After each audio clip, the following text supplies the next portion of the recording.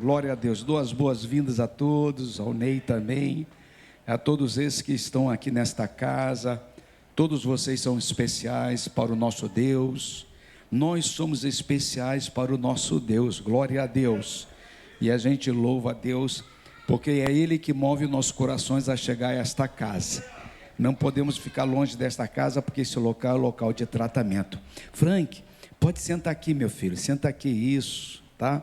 Agora ninguém mais vai sair, ninguém mais vai chegar. Isso, tá bom? Glória a Deus. Você já vai ficar quentinho aí. Glória a Deus, tá bom?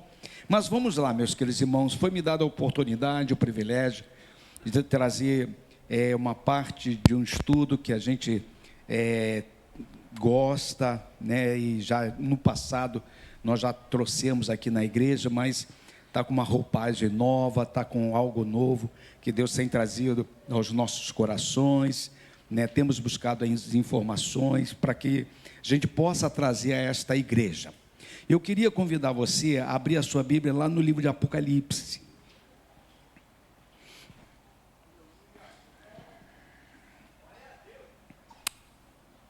Né, meu bebê?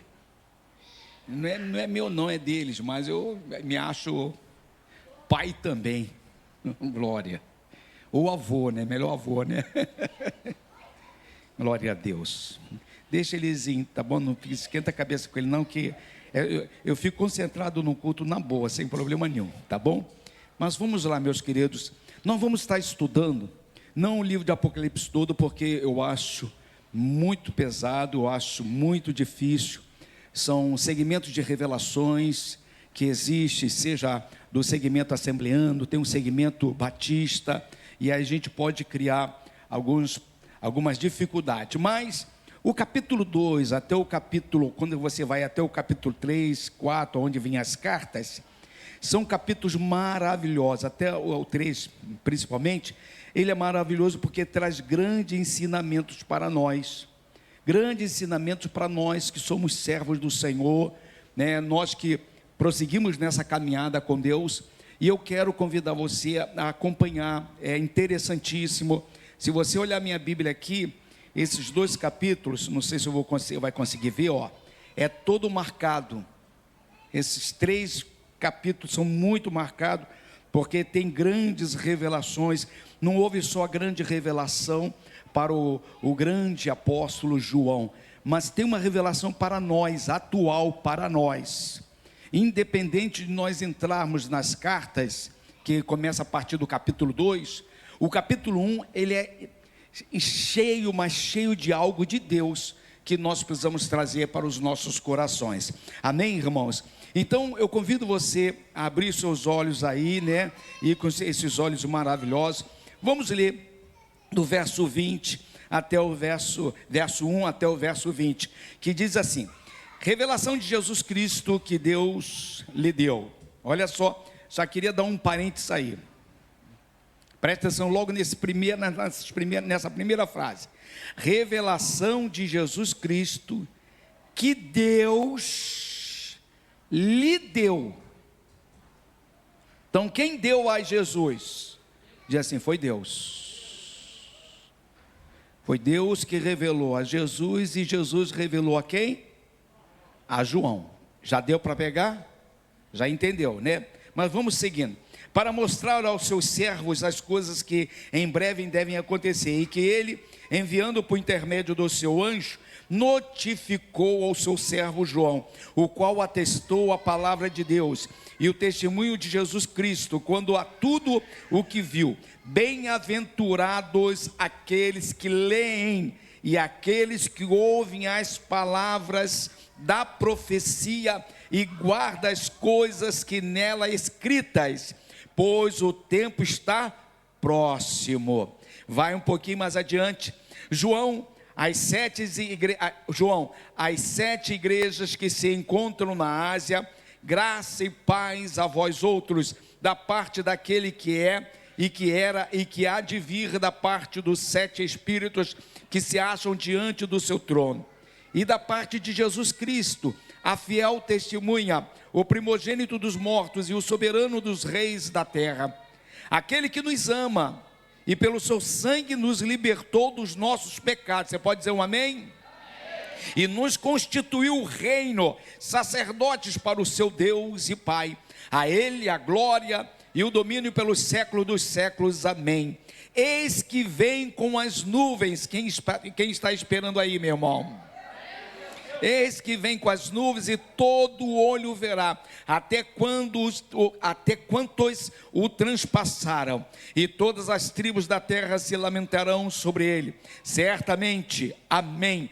Eu sou o Alfa e o Ômega, diz o Senhor Deus, aquele que é, que era e que há de vir, o Todo-Poderoso. Até aqui. Vamos lá, meus queridos irmãos. O livro de Apocalipse, meus irmãos, quando a gente começa a indicar livros para os nossos irmãos, você já notou que talvez 90% dos irmãos, talvez quase 100%, nunca indica para você ler o livro de Apocalipse. Já notou isso? Você indica o Antigo Testamento, você indica os Evangelhos, você indica, né, os profetas menores, você vai indicando, né? Mas o Apocalipse, né, parece que quando a gente olha o Apocalipse dá um arrepio da alma, porque tem coisas aqui que é complicado, é difícil de se entender, compreende? Então o Apocalipse, ele é um livro, sabe, único, ele é único em gênero, porque ele traz uma revelação muito forte, muitas vezes além daquele nosso entendimento prático, aquele entendimento diário que nós temos, né? Precisa mesmo buscar uma revelação. Por quê? Porque ele é tão diferente, porque ele foi estabelecido com um propósito direto. Ele foi estabelecido, ele foi permitido ser escrito com um propósito que Deus assim determinou. A palavra Apocalipse, só para efeito de conhecimento, se você já sabe, para relembrar, né, trazer de novo à sua mente, à luz da tua memória, a palavra Apocalipse vem lá do grego, né? Tem o termo aqui em grego que eu não vou tentar falar, porque se eu falar, vou falar uma besteirada aí, coisa errada, certo? Mas o que significa, quando transliterado para nosso português, a palavra Apocalipse significa o seguinte: tirar o véu, descobrir, olha só, tirar o véu, descobrir, revelar o que está escondido. É o significado da palavra Apocalipse. Então, quando aqueles irmãos queridos lá do passado, lá da época pós-Jesus, pegava e receberam este livro, ele já sabia no teor do seu nome, no teor da sua palavra, eles já sabiam que era algo que estava escondido e que seria revelado a eles. Quem está entendendo, irmão? Interessante é que a ordem de Deus, né, diferentemente daquilo que muitas vezes nós fazemos, né, nós temos dificuldade, né, para poder expressar todo esse livro, porque é um volume enorme de interpretações e um volume enorme, né, de revelações, e a gente fica um pouco temeroso, né, para que a gente não venha descambar por um caminho que não é do agrado do Senhor, em vez de a gente agregar, a gente afastar as pessoas, ou pior ainda, em vez da gente semear boa semente, a gente semear uma semente que a pessoa vai ficar louca, né? O alimento para a igreja, ela precisa vir na dose certa, amém? Porque se vier demais, pode matar muita gente aí, pode muita gente ficar pelo meio do caminho. Mas existe uma ordem de Deus que se encontra lá no capítulo 22 desse mesmo livro de Apocalipse, lá no verso 10, que diz o seguinte: não seles as palavras da profecia deste livro. O que significa?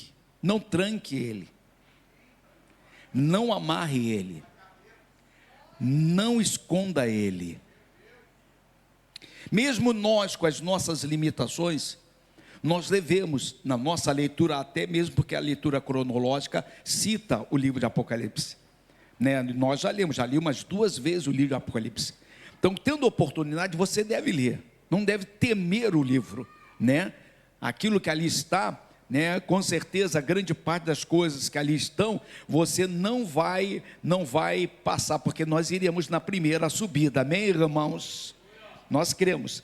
Então, mas aqui o Senhor Deus, com o cuidado dele, lá no último capítulo, ele já escreve isso. Olha aí, ó, não esconda, revele, se possível for, mesmo que seja em doses, né, de conta-gota, mas revele aquilo que está no livro de Apocalipse, tá bom? A revelação, muitas vezes, se a gente não tiver cuidado, ela acaba sendo especulação humana. A gente começa a descambar por esse caminho e a gente faz alguns e outros se perderem. E nós não queremos isso, queremos caminhar devagarzinho. Quando você vai lá no verso 2, já desse mesmo primeiro capítulo, você diz assim: o qual atestou a palavra de Deus e o testemunho de Jesus Cristo quanto a tudo o que viu. Então o Senhor veio atestar para João tudo aquilo que estava sendo revelado. Ele estava dizendo: e vai acontecer, é isso que eu quero.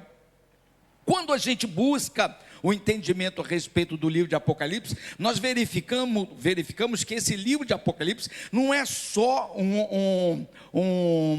não é um diário, nem um dossiê, mas não é só um relatório daquilo que vai acontecer, quer dizer, dos fatos que estão para acontecer, porque alguns já estão até acontecendo e outros ainda vão acontecer. Mas o livro de Apocalipse também fala não somente de fatos, mas principalmente da pessoa de Jesus, a pessoa daquele que voltará para nos buscar, a pessoa daquele que zela por nós. Amém ou não amém, irmãos? Eu estou ainda aqui na introdução. Apocalipse, fundamentalmente, é um livro que a gente precisa buscar em Deus, na oração, no clamor, essa revelação, até mesmo para a gente entender. Como eu já disse, eu já li umas 2 vezes o livro de Apocalipse. Mais uns 5 anos atrás, que eu peguei para ler, para estudar, eu fiquei apaixonado por esses capítulos que hoje nós vamos estar trazendo, nesses dias nós vamos estar trazendo, nessas semanas seguintes nós iremos trazer, porque realmente mexeu comigo, mexe até hoje. Hoje a gente estudando aquilo, mexe conosco, fala conosco, sabe, trabalha em nossa mente. Então nós temos que hoje, você está aqui assistindo esse culto, né? Alguns estão assistindo em sua casa, outros estão assistindo aqui presente. Não adianta você estar só de corpo presente aqui, você precisa buscar. Não, eu quero entender o que existe nesse capítulo 1, o que existe nesse capítulo 2, o que existe nesse capítulo 3, né? Você deve trazer a sua Bíblia, se você tiver, como nós temos aqui, foi distribuído para toda a igreja no início do ano, na virada do ano, um caderno de anotação, para você não dar desculpa que você não tem dinheiro para comprar um caderno para fazer as anotações. Tem sido trazido, ou você faz como a gente faz. Marque na Bíblia aquilo que você realmente acha de precioso, aquilo que você acha que é pérola de Deus vindo em tua direção, através de uma revelação, através do ensino. Você deve fazer o quê? Marcar na tua Bíblia, porque se você marcar, nunca mais você vai esquecer. Você vai abrir e você vai ver que está lá, localizado, colocado lá. Quando a gente lê o livro do Apocalipse, como alguns dizem, nós não podemos divorciar o livro de Apocalipse da presença de Jesus. Quer dizer, os fatos da presença de Jesus, eles estão interligados. Amém ou não amém, irmãos? Eles estão interligados. Então eles precisam, os dois caminharem, nós precisamos ter esse entendimento, que muitas vezes as pessoas lêem o livro de Apocalipse e só se apegam aos fatos, né? Daquilo que vai acontecer. Não, porque vai vir a grande tribulação, eu vou partir, como é que vai ser? E como será isso? E você se esquece da pessoa central do livro, que é a pessoa de Jesus. É a pessoa de Jesus. O livro do Apocalipse, a pessoa central é de Jesus. Amém ou amém? E ele vem demonstrar, ele vem com o nosso Deus com muito cuidado, ele vem trazer para nós essas revelações para que a gente se prepare, né, como homens de Deus, mulheres de Deus, a gente se prepare espiritualmente para que quando ele vier, nenhum de nós fiquemos, todos nós subamos com ele. Amém ou amém, irmãos? Existe, né, e a gente precisa entender que alguns pensam que são mistérios que não tem como penetrar neles, e nós cremos, eu creio que mais cedo ou mais tarde, Deus está levantando e vai levantar grandes mestres, pessoas doutoras, pessoas que verdadeiramente receberão as revelações e vão estar trazendo a cada um de nós, chegarão até nós, e de repente aqui mesmo em nosso meio, Deus levanta alguém com essa capacidade e vai estar nos ensinando e nos mostrando aquilo que está por detrás de tantas revelações que a palavra de Deus traz aos nossos corações. A função do livro, né, a gente estava buscando, né, as informações. A função do livro é confortar o povo de Deus, e não somente confortar o povo de Deus, é revelar que Cristo reina. Quem pode dizer um amém?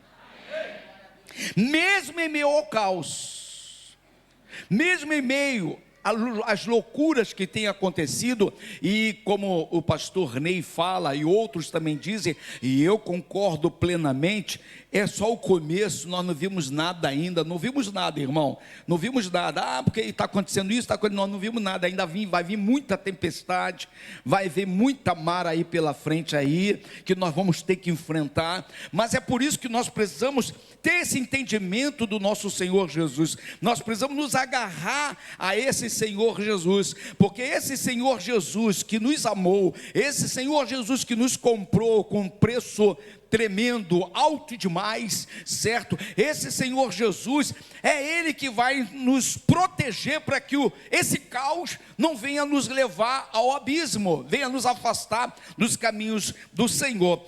A função deste livro também é mostrar a fidelidade a Jesus que nós precisamos ter. E eu vou dizer para a igreja, vale a pena ser fiel a Jesus.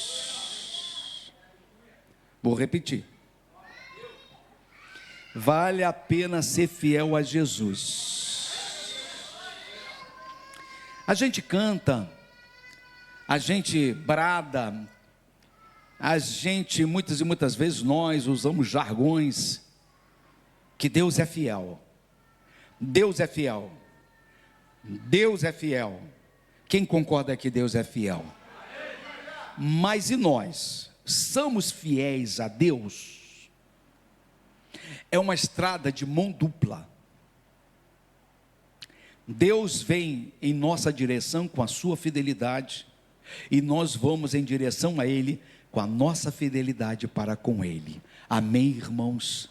Porque isso agrada ao Senhor. Então, esse livro chamado Apocalipse, ele demonstra para nós, ele mostra a toda a igreja, mostra a todo o povo, que a fidelidade a Deus nos levará a sentar nos banquetes celestiais, nos fará ter vestimentas novas, nos fará receber as pedras brancas. A fidelidade nossa para com Deus e para com o Senhor nos levará a herdar a vida eterna. Agora eu vou te dar uma dica. É a vida eterna com Cristo. Porque existe a vida eterna com o inimigo. Vida eterna é generalizada. Vida eterna existe. Vida eterna com Jesus existe vida eterna. A pessoa não vai arder eternamente no inferno. Mas ser fiel a Cristo, ser fiel a Deus, vai nos garantir a eternidade com o Pai. Amém, irmãos? Então essa é a função deste livro que hoje nós estamos aqui trazendo para os irmãos. O grande Charles Spurgeon, como nós já temos dito aqui, esse grande evangelista e pregador, ele, em uma certa ocasião, ele escreveu o seguinte: Cristo é o primogênito, por quê? Tendo vencido a morte, garante a ressurreição de todos os seus. O nosso Senhor, Ele morreu e ressuscitou dentre os mortos. E Ele declara que alguns ressuscitarão também, quando Ele voltar. Amém, não amém, irmãos?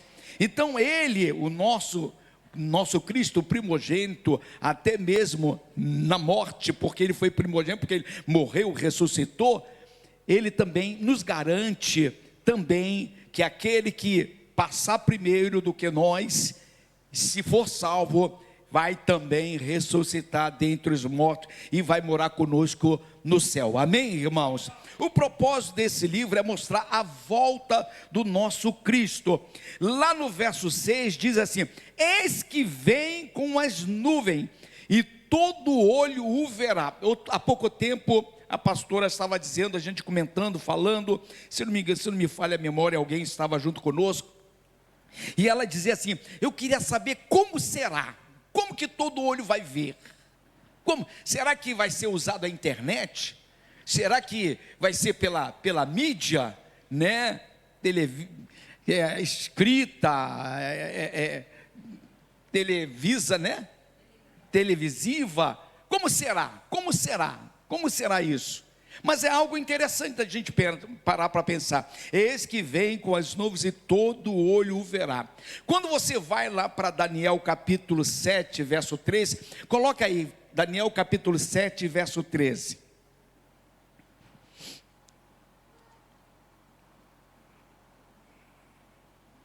Já colocou? A minha versão é anotada, tá bom? Bíblia anotada. Diz assim, já acharam? Daniel capítulo 7, verso 13. Eu estava olhando nas minhas visões, Daniel, da noite, e eis que vinha com as nuvens do céu, um como filho do homem, dirigiu-se ao ancião de dias, e o fizeram chegar até ele. Zacarias capítulo 12, verso 10. Zacarias capítulo 12, verso 10. Zacarias capítulo 12, verso 10 diz assim: e sobre a casa de Davi e sobre os habitantes de Jerusalém derramarei o espírito de graça e de súplica. Olharão para mim a quem transpassaram, olha só, olharão para mim a quem transpassaram, planteá-lo-ão como quem planteia por um unigênito, e chorarão por ele, como se chora amargamente pelo primogênito. Todo olho o verá, até mesmo aquele que é desobediente, até mesmo aquele que os maltratou, o que o maltratou, todos irão ver o nosso Senhor descendo nas nuvens do céu. Amém, irmãos? Então, nós sabemos através desses escritos que a volta do Senhor, sim, ela será triunfal, ela será visível e ela será gloriosa. Amém?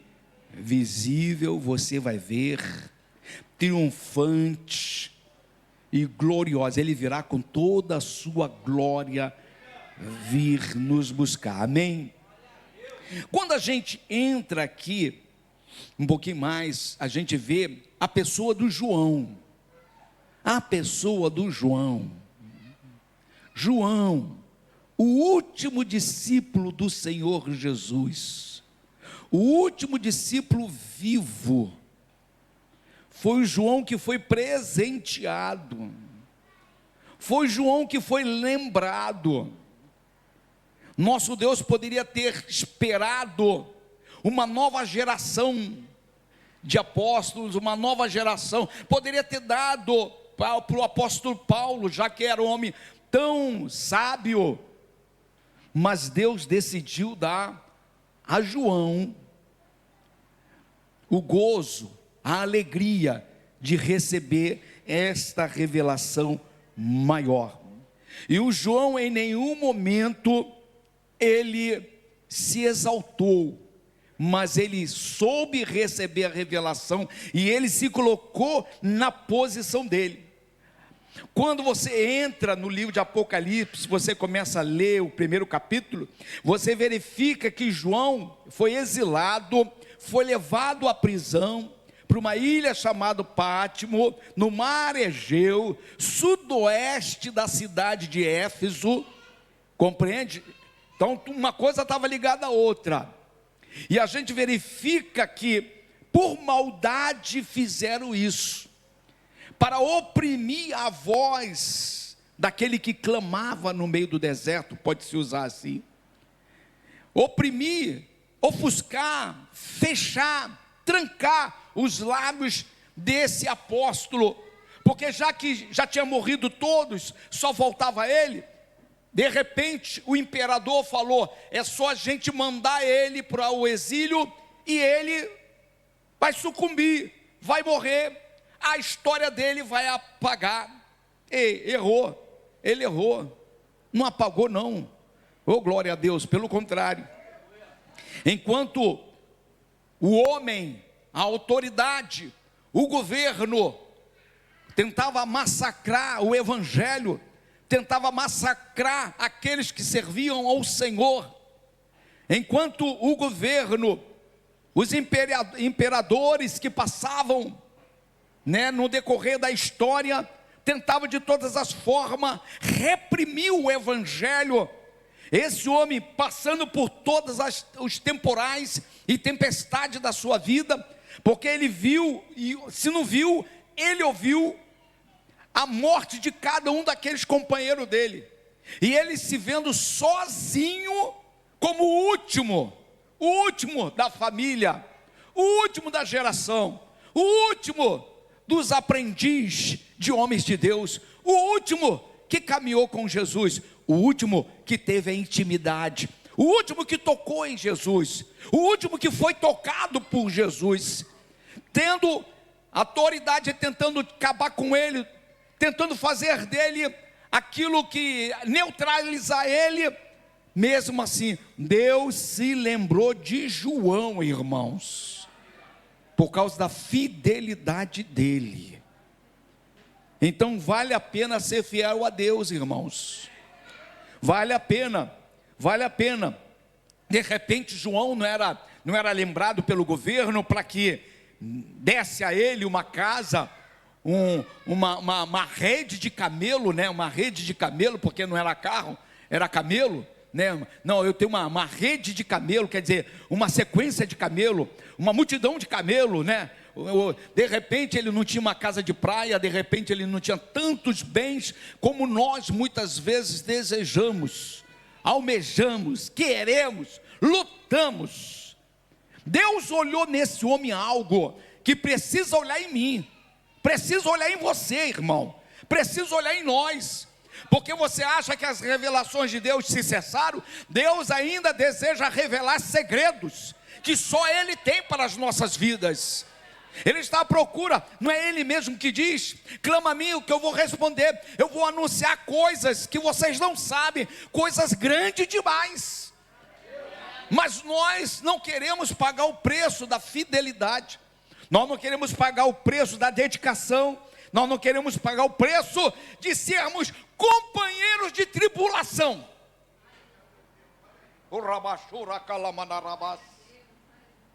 Porque quando você começa a ler, logo no início aqui, esse mesmo homem, ele diz o seguinte no verso 9: eu, João, irmão vosso, companheiro na tribulação.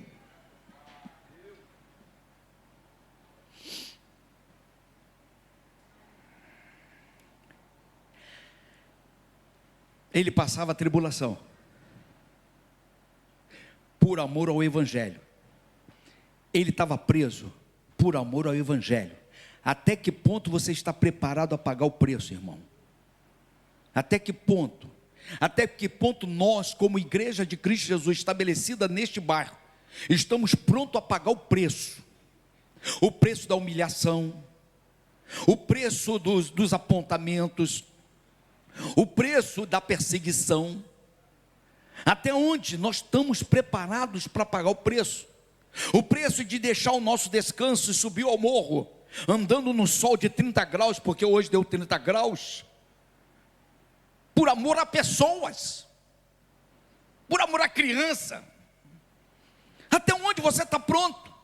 Até onde nós estamos? Eu tenho dito, acabei de dizer agora há pouco, o capítulo 1, o capítulo 2 e o capítulo 3, se você tem dificuldade nos outros capítulos, se apegue a esse, porque esses capítulos vêm com uma clareza tremenda, vem mostrando com clareza aquilo que nós precisamos entender a respeito do nosso Deus, a respeito do nosso Cristo, a respeito desse apóstolo que foi um exemplo, a respeito daquilo que Deus deseja fazer em nós, e através de nós. Amém ou não amém, irmãos? Ele diz o seguinte aqui: eu, João, irmão vosso, companheiro na tribulação, no reino e na perseverança em Jesus, achei-me na ilha chamada Patmos por causa da palavra de Deus e do testemunho de Jesus. Achei-me em espírito no dia do Senhor.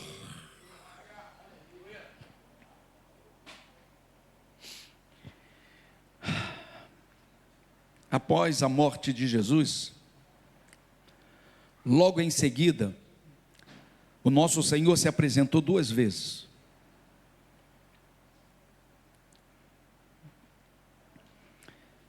Além de outras vezes, mas ele se apresentou 2 vezes aos seus discípulos. E as 2 vezes que ele se apresentou no domingo. E quando aqui ele diz, o João, que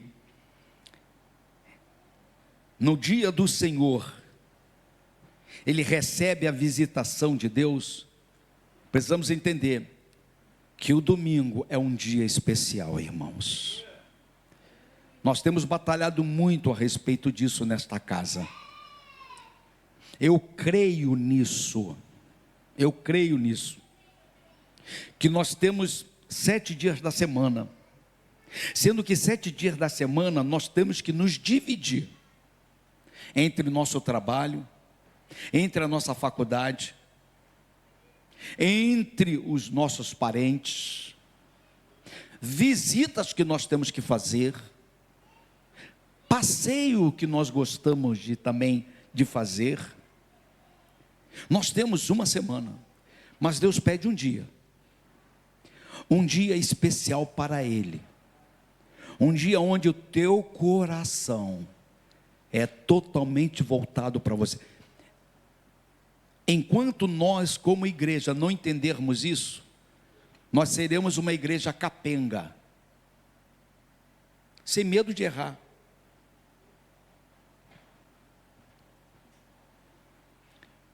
Deus está à procura nos últimos dias, nos últimos tempos, de uma igreja que valorize o dia dele. Aí, alguns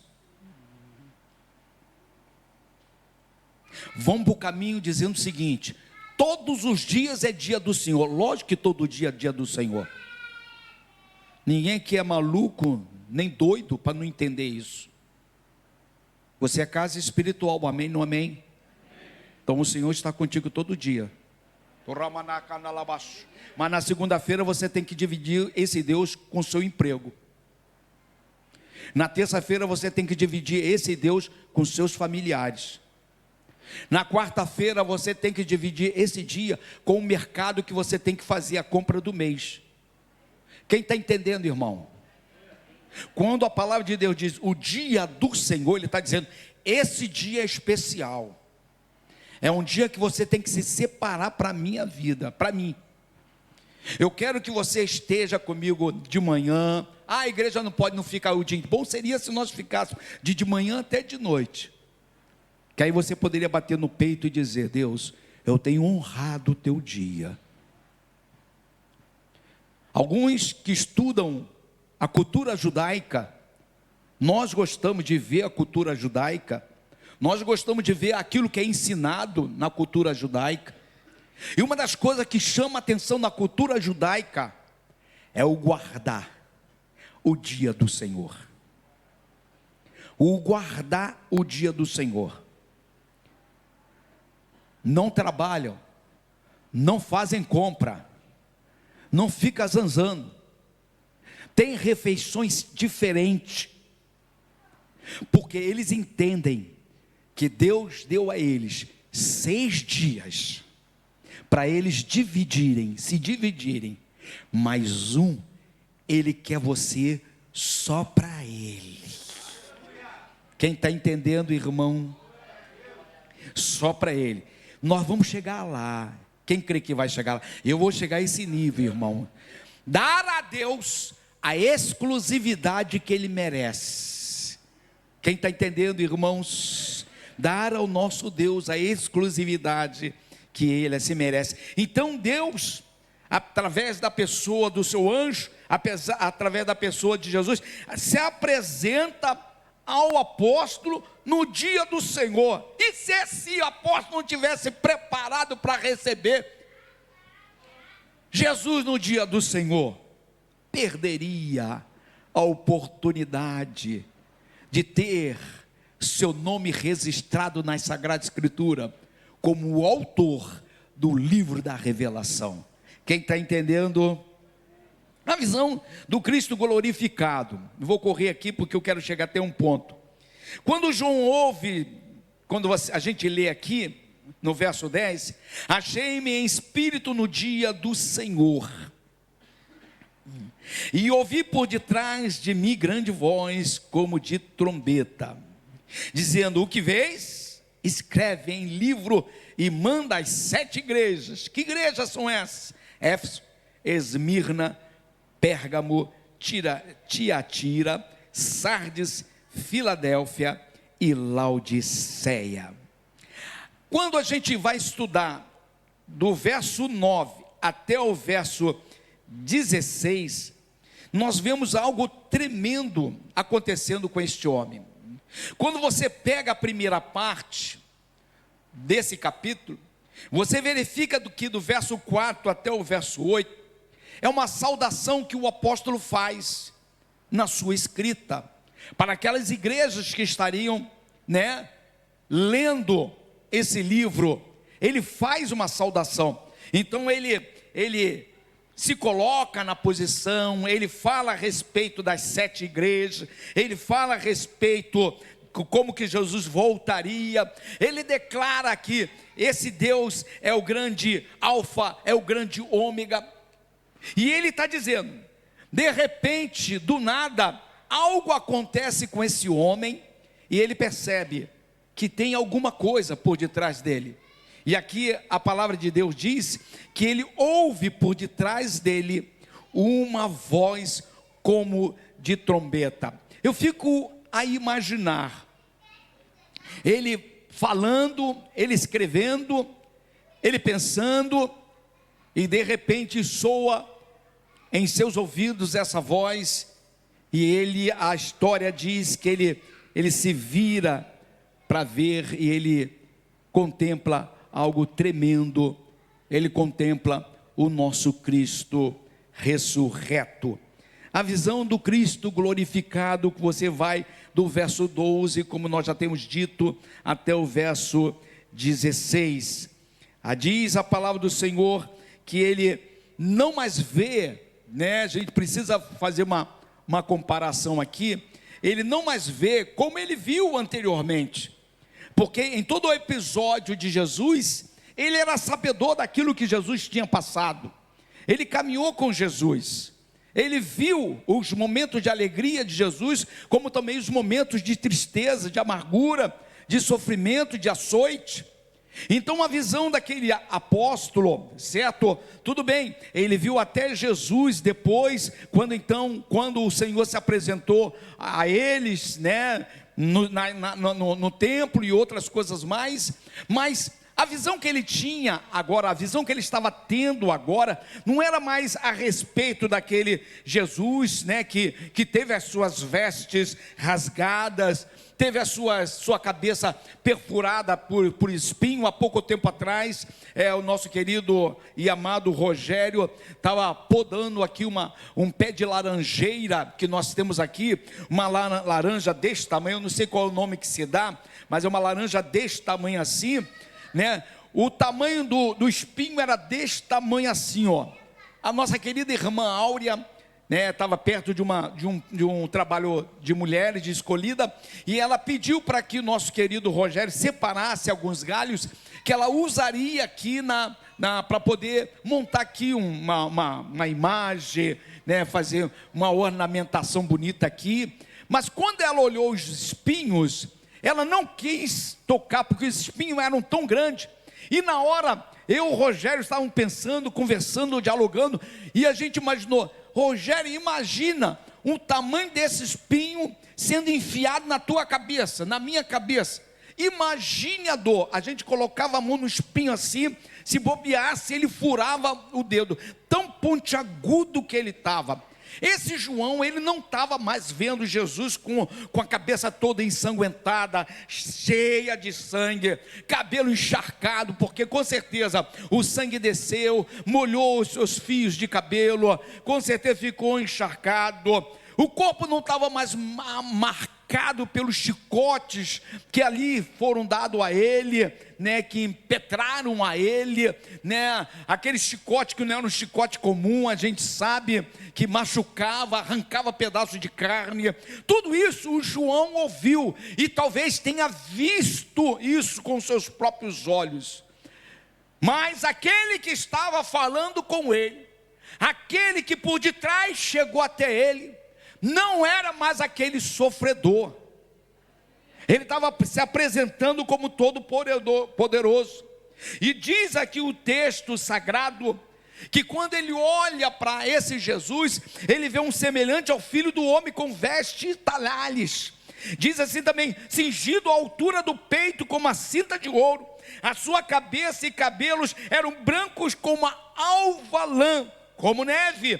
Os seus olhos como chama de fogo, os seus pés semelhantes ao bronze polido, e a voz como voz de muitas águas. Quantas vezes você pediu para ver Deus?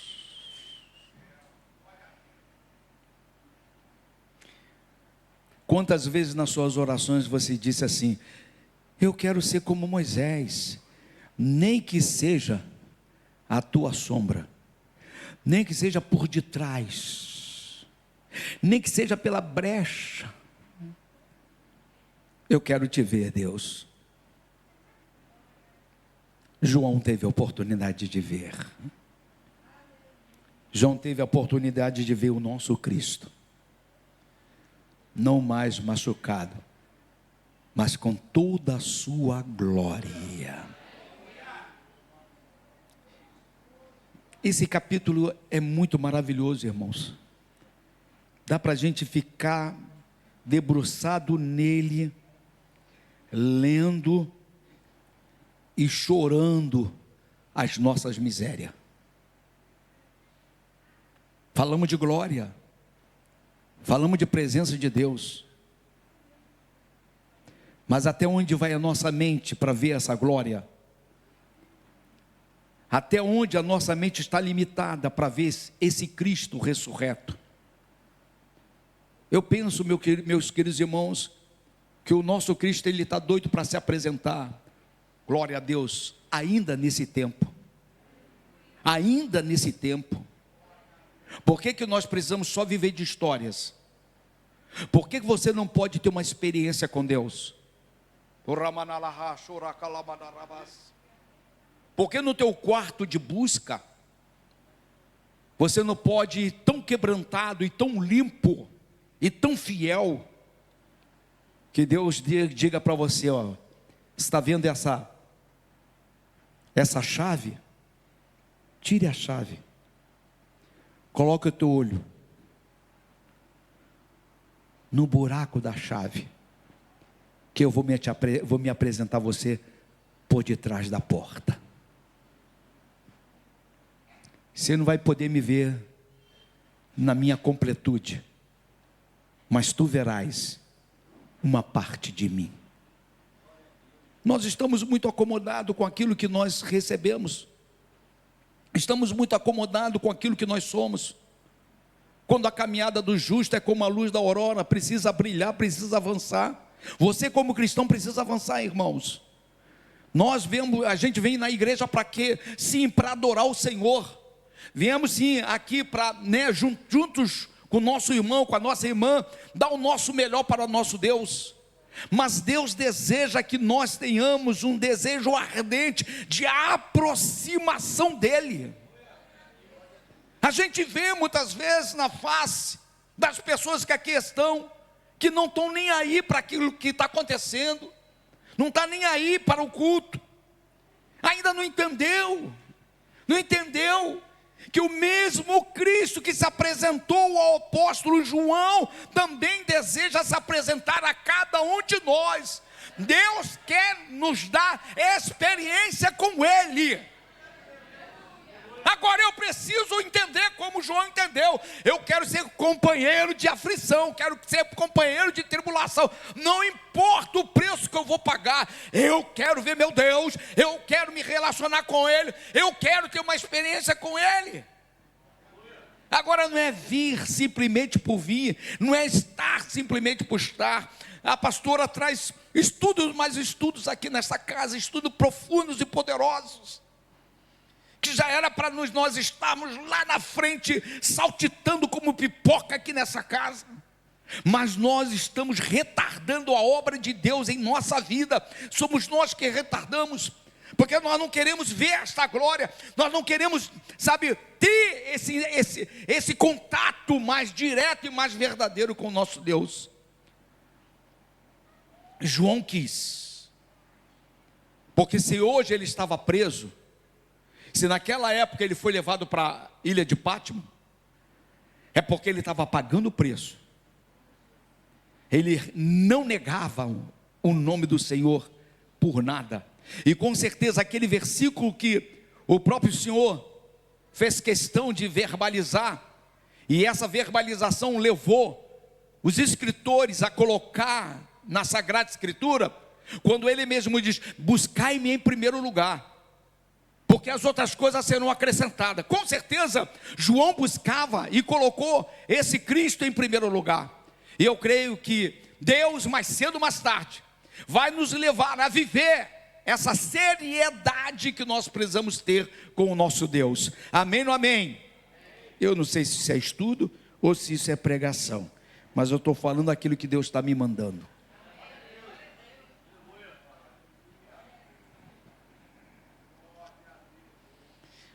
Conhecimento, só conhecimento, não vai te fazer avançar. Você tem que pegar todo o conhecimento que tem sido trazido a esta igreja e colocar em prática na tua vida, porque a prática com o conhecimento te elevará a estar em um nível superior e maior do que você está vivendo hoje. Amém ou não amém, irmãos? Nem acabei. Quando você vai um pouquinho mais à frente, você vê no verso 12: voltei-me para ver quem falava comigo, e voltando, vi este candeeiro de ouro, e no meio dos candeeiros,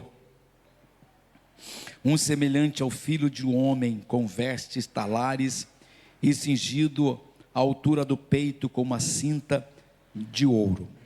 Você tem caneta aí? Quem tem caneta? Vou te dar uma dica para você fazer isso. Pega a tua Bíblia agora, vai lá na posição de candeeiro, escreve em cima do candeeiro: igrejas. Porque ele diz: estou no meio dos candeeiros. Ele está dizendo: eu estou no meio da minha igreja.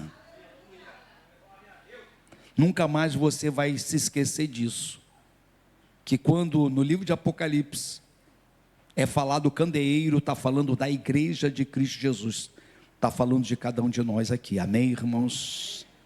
E ele está dizendo aqui que ele está no meio, ele está no centro. E agora eu quero falar para os pastores que aqui estão, para os ministros que aqui estão. Ele, ao seguir o texto,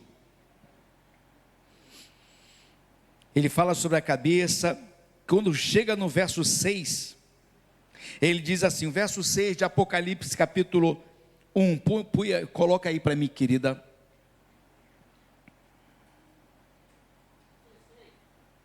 (16), me perdoe, é que está marcado, minha caneta passou por cima, matou o número 1. 16, colocou aí? Tinha na mão direita 7 estrelas, está com a caneta aí? 7 estrelas, coloca uma seta, são pastores, os anjos da igreja. Está sem caneta? Toma minha caneta.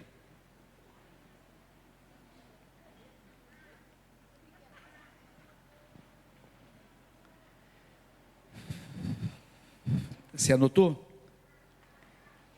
Aí eu vou ler o verso todo agora para você entender.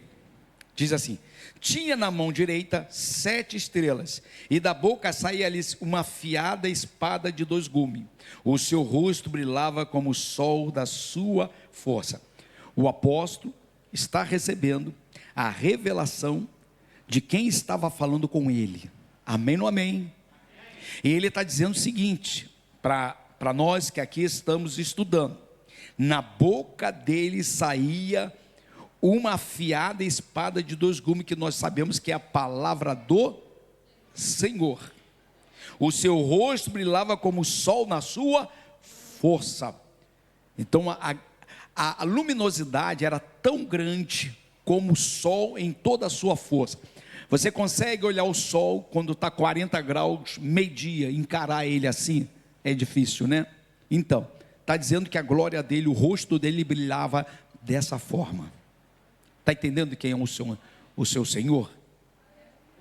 Mas eu volto ao verso 16, na primeira parte, que diz o seguinte: tinha na mão direita. O que significa ter na mão direita?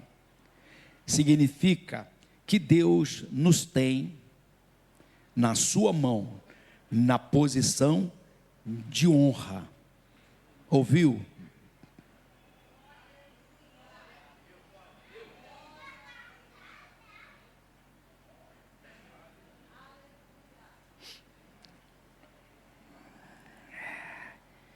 Vou tentar decifrar. Tinha na mão direita 7 pastores, aqueles líderes das igrejas, das 7 igrejas. Nós como líder, nós como pastores, nós como ministro, precisamos nos sentir honrados com o ministério que Deus nos deu, e não sentir peso, não fazer a obra por obrigação, não tentar barganhar com Deus. O nosso ministério não é coisa de barganha. Ou você é ou não é. Ouviu, meu querido? Eu posso meter o cajado que, entendeu? Entendeu, Suelen? Deus não nos obrigou a ser ministro. Deus nos convidou, e nós aceitamos. No momento que nós aceitamos, Ele falou: a partir de hoje você é meu. Tu és meu.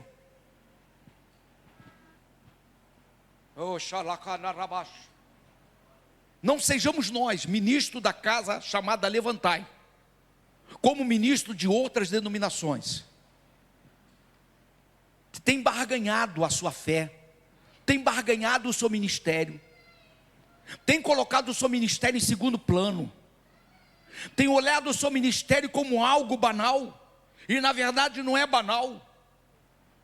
Que nós sejamos como o apóstolo João, que mesmo que nós tenhamos passar momento de tribulação, momento de aperto, momento de tempestade, momento de mara na nossa vida, que você não venha abrir mão do seu ministério.